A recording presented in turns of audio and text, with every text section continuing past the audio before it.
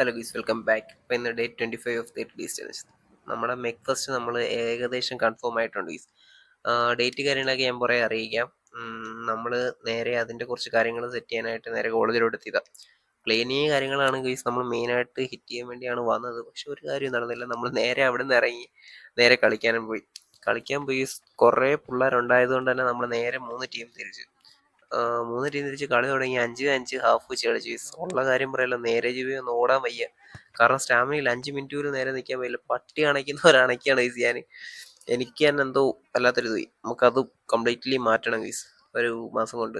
അതുമല്ല, അവിടുത്തെ പരിപാടി എല്ലാം കഴിഞ്ഞിട്ട് നമ്മൾ നേരെ ജിമ്മിന് പോകാൻ ഇറങ്ങി.